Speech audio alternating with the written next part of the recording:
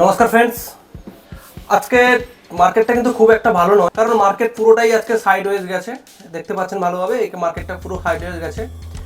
একটা gap up open হলেও market কিছুটা র্যালি ডাউনের দিকে গেছিল, তারপরে যা সাইডওয়েজ ধরেছে পুরো টাইমটাই কিন্তু সাইডওয়েজের উপরে গেছে। এবার পরবর্তী দিন অর্থাৎ আগামী দিন আমাদের মার্কেট কি থাকবে সেই বিষয়ের উপরে আলোচনা। আমরা প্রথমে ওয়ান ডে ক্যান্ডেলের উপরে মার্কেট দেখবো, তারপরে সমস্ত কিছু বিষয়টা ওর ভিতরেই হবে। এবার সেখানে অপশন চেনও দেখবো, নিফটি এবং ব্যাংক নিফটি দুটোতেই অ্যানালাইসিস করবো। তাহলে প্রথমে আমরা ওয়ান ডে ক্যান্ডেলের উপরে চলে যাই। ওয়ান ডে ক্যান্ডেলের উপরে আমরা যে জিনিসটা বারবার আমাদের চোখে পড়বে সেটা হচ্ছে এই লাইন। এই লাইনটাকে আমাদের এখানটা একটা সাপোর্ট নিয়ে মার্কেট উপর দিকে উঠার চেষ্টা করছিল, কিন্তু পরে আজকে পুরো একটা রেড ক্যান্ডেল দিয়েছে। অর্থাৎ ওয়ান ডে ক্যান্ডেলের উপরে রেড ক্যান্ডেল তো দিয়েছে, পিএম এর নিচে কিন্তু ক্যান্ডেল অলরেডি আমাদের ক্লোজ দিয়েছে। সেজন্য আমাদের যেটা বেসিক ধারণা যেটা হবে সেটা হচ্ছে যে আমাদের মার্কেট কিন্তু টোটালি ডাউনে আছে। এবার সেখানটা আমরা যদি অপশন চেন দেখবো, সেখান থেকে মার্কেটের রেঞ্জ দেখে তারপরে আমরা কল ডিসাইড করব। মার্কেট কত দূর যেতে পারে, কী ব্যাপার, সমস্ত কিছু অপশন চেনের উপরে ডিপেন্ড করবে। তাহলে 5 মিনিট ক্যান্ডেলের উপরে আমরা যাই, সেখানে অপশন চেন দেখি এবং তারপরে আমরা টার্গেট ওখানেই ডিসাইড করব। আমরা প্রথমে অপশন চেন দেখবো। অপশন চেন দেখার পর সেখানটা আমরা মার্কেটের রেঞ্জ কত দূর আছে সেটা আগে দেখবো। আমরা যদি অপশন চেনে আসি, অপশন চেনে কল রাইটিং সব থেকে বেশি কোনটায় হয়েছে, যেটা হয়েছে এটা 3,04,361। এই কল রাইটিংটা হয়েছে 22,300-তে। আর সব থেকে পুট রাইটিং বেশি কোনখানে হয়েছে, পুট রাইটিং বেশি হয়েছে 1,85,000 এটাতে, ওটা হচ্ছে 22,100-তে। আমরা অলরেডি একটা রেঞ্জ পেয়ে গেলাম, সেটা হচ্ছে 22,100 থেকে 22,300, অর্থাৎ 200 পয়েন্টের কিন্তু আমরা একটা এখানটা রেঞ্জ পেয়ে গেলাম।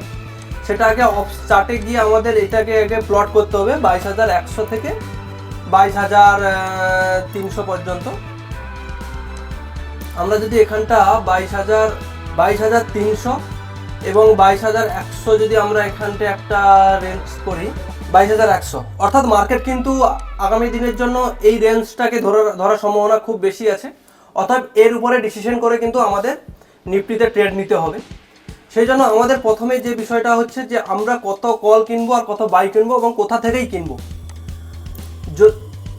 যদি মার্কেট আমাদের 22,223 অর্থাৎ এই লাইনটা যদি ব্রেক করতে পারে, এইভাবে গ্রিন ক্যান্ডেল দিয়ে ব্রেক করতে পারে, তাহলে কিন্তু আমরা আপ সাইডে যাবো। সে আপ সাইডে কত দূর যাবো, সেটা যাবো 22,300 পর্যন্ত। আমরা কিন্তু একটা টার্গেট রাখবো। কারণ হচ্ছে মার্কেট যদি গ্যাপ আপও ওপেন হয় না, যদি মার্কেট ধরুন এইখানে ওপেন হয়, তাহলে কিন্তু আমরা আশা করবো একটা রিট্রেসমেন্টের জন্য। যখনই 22,300 আসবে তখনই কিন্তু আমরা এটা সাপোর্ট জোন হিসাবে কাজ করবে। তারপরে কিন্তু আমরা মার্কেটে আপের দিকে যাওয়ার সম্ভাবনা থাকবে। সেই হিসাবে আমরা 22,300 পর্যন্ত কিন্তু টার্গেট আমরা সেট করব। এবার যদি আমাদের মার্কেট ডাউন সাইডে আসে, পুট সাইডে আসে, তাহলে আমরা সেখানে কি নেব। মার্কেট যদি 22,175 অর্থাৎ এইটা যদি ব্রেক করতে পারে, এইভাবে একটা রেড ক্যান্ডেল দিয়ে যদি ব্রেক করে, তাহলে কিন্তু আমরা 22,100 পর্যন্ত কিন্তু টার্গেট নিয়ে চলবো। গ্যাপ ডাউন ওপেন হলেও আমরা একটা রিট্রেসমেন্টে আশা করব এবং এইখানে একটা সাপোর্টের চেষ্টা করব। না হয় যদি এইভাবে একটা রেড ক্যান্ডেল দেয়, তাহলেও কিন্তু আমরা পুটের দিকে যাব এবং সেটা টার্গেট থাকবে 22,100 পর্যন্ত, এই টার্গেটটা থাকবে। এবার যেটা হচ্ছে যে আমরা কত কল এবং কত পুট নেব। যদি মার্কেট 22,223 যদি ব্রেক করতে পারে, তাহলে কিন্তু আমরা 22,200 সিই কিনবো। যেহেতু কালকে আমাদের এক্সপায়ারি আছে, নিফটির এক্সপায়ারি আছে, তার জন্য কিন্তু আমাদের চিন্তাভাবনা করে ট্রেড করাটা খুবই দরকার। কারণ হচ্ছে মার্কেট আজকে সারাদিন একটা রেঞ্জ বাউন্ডে গেছে, কালকে প্রথম হাফে হয়তো দেখা যেতে পারে মার্কেট রেঞ্জ বাউন্ডে থাকবে। এবার যখনই মার্কেট এটা 22,200-তে ক্রস করবে, তখনই কিন্তু আমরা 22,223 যখনই ক্রস করবে, তখনই কিন্তু আমরা সিই কিনবো। কত সিই কিনবো, 22,200 সিই কিনবো। তার টার্গেট থাকবে 22,300 পর্যন্ত।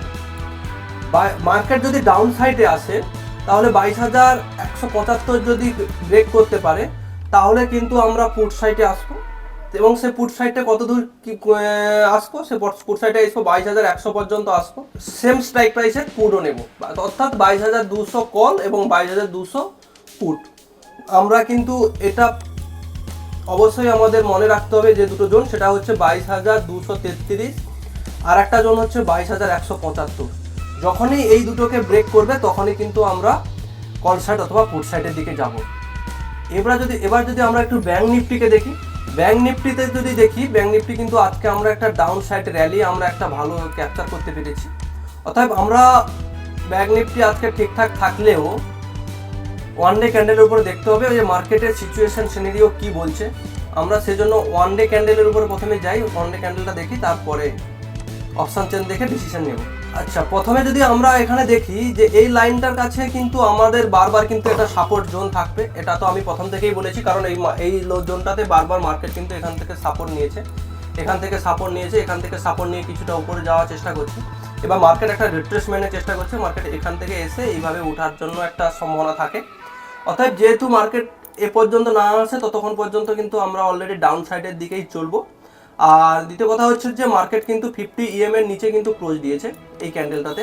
50 EM এর নিচে যেহেতু ক্লোজ দিয়েছে, মার্কেট ডাউন সাইডটা আমরা ধরে নিতে পারি। এবার আমাদের অপশান চেন দেখে ওর টার্গেট এবং স্ট্রাইক প্রাইসটা ওখানে জানা যাবে। তাহলে প্রথমে আমরা 5 মিনিট ক্যান্ডেলে চলে যাই। ব্যাংক নিফটিতে যেটা আমাদের প্রথম দেখা হচ্ছে, সব থেকে বেশি কল রাইটিং এবং পুট রাইটিং কোনখানে বেশি হয়েছে। আমরা যদি এই স্ট্রাইক প্রাইসটা 47,700 ছেড়ে দিয়ে দেখি, সব থেকে বেশি হয়েছে কিন্তু 3,68,002। এটা হচ্ছে সব থেকে বেশি হয়েছে কোনখানে, 48,000-এ। আর পুট রাইটিং সব থেকে বেশি কোনখানে হয়েছে, 47,600, এবং তারপরে কিন্তু 2,75,000, এটা 47,500। আমাদের যেটা টার্গেট থাকবে 48,000 থেকে 47,600, কারণ এখানটা পুট রাইটিং কিন্তু সব থেকে বেশি হয়েছে এবং চেঞ্জিং ওয়াইটাও অনেকটা বেশি। অতএব আমাদের যে রেঞ্জ থাকবে সেটা হচ্ছে 48,000 থেকে 47,600, অর্থাৎ 200 পয়েন্ট কিন্তু আমরা প্রথমে রেঞ্জ নিয়ে চলবো। যদি এটাকে ব্রেক করতে পারে তাহলে কিন্তু আমরা কল সাইড বা পুট সাইডের দিকে যাব। তাহলে প্রথমে আমরা চার্টে প্লট করি দুটো লাইন। প্রথম লাইনটা হচ্ছে 48,000, অর্থাৎ এই লাইন, আর একটা হচ্ছে 47,600, অর্থাৎ এই লাইন। এবার আমাদের কিন্তু মার্কেট এর ভেতরে থাকার সম্ভাবনা খুব বেশি, কারণ হচ্ছে এখানে কিন্তু কল রাইটিং এবং পুট রাইটিংটা সব থেকে বেশি হয়েছে। আগামীকাল মার্কেট যদি এইটাকে ব্রেক করতে পারে না, 47,740, অর্থাৎ এইটাকে যদি ব্রেক করতে পারে তাহলে কিন্তু আমরা কল সাইডের দিকে যাব। সেটা কল সাইডে কত দূর যাব, সেটা 48,000 পর্যন্ত যাব। এবং যদি 48,000 পর্যন্ত মার্কেট যায়, এখানটা কিন্তু স্ট্রং কল রাইটিং করেছে ওরা। অতএব আমরা কিন্তু এখানটা মার্কেট গেলে কিন্তু আমরা একটা পুটের দিকে সম্ভাবনা নেব। এবং মার্কেট যদি বাই চান্স কালকে যদি এইভাবে একটা গ্রিন ক্যান্ডেল এখানে দেয়, ব্রেক করে, তাহলে কিন্তু আমরা 48,000 পর্যন্ত কল নিয়ে যেতে পারি। এবার যদি মার্কেট যদি এইটা 47,600-কে যদি ব্রেক করতে পারে, তাহলে কিন্তু আমরা ডাউন সাইডের দিকে আসবো। সে ডাউন সাইডটা কত দূর আসবো, সেই ডাউন সাইডটা আসবো এই লাইন, অর্থাৎ ওয়ান ডে ক্যান্ডেলে যে আমরা ট্রেন লাইনটা দেখেছিলাম সে পর্যন্ত আসবো। সেটা হচ্ছে কতটা, সেটা হচ্ছে 47,460 এই পর্যন্ত কিন্তু আমরা অলরেডি টার্গেট রাখবো। কত কিনবো, 47,606 যদি ব্রেক করতে পারে তাহলে 47,460 পর্যন্ত কিন্তু আমরা ফুটের টার্গেট রাখবো। এবার কথা হচ্ছে যে আমরা কত স্ট্রাইক প্রাইস কিনবো। মার্কেট যদি 47,738, অর্থাৎ এই লাইনটাকে যদি ব্রেক করতে পারে এইভাবে গ্রিন ক্যান্ডেল দিয়ে, তাহলে কিন্তু আমরা 47,700 কিন্তু সিই নেব, 47,700 সিই নেব। তার টার্গেট 48,000 পর্যন্ত কিন্তু আমরা রাখবো। আর মার্কেট যদি 47,600 ব্রেক করতে পারে এইভাবে একটা রেড ক্যান্ডেল দিয়ে, তাহলে কিন্তু 47,600 পিই কিনবো। তার টার্গেট কত দূর রাখবো, তার টার্গেট রাখবো এই পর্যন্ত, অর্থাৎ 47,460 পর্যন্ত আমরা কিন্তু টার্গেট রাখবো। এই ছিল মার্কেট প্রেডিকশন নিফটি এবং ব্যাংক নিফটিতে। যদি আমার এই ভিডিওটা ভালো লাগে তবে বন্ধুর সঙ্গে শেয়ার করবেন। দেখা হবে পরের ভিডিওতে। ততক্ষণের জন্য আপনারা সবাই সুস্থ ভালো থাকবেন। নমস্কার।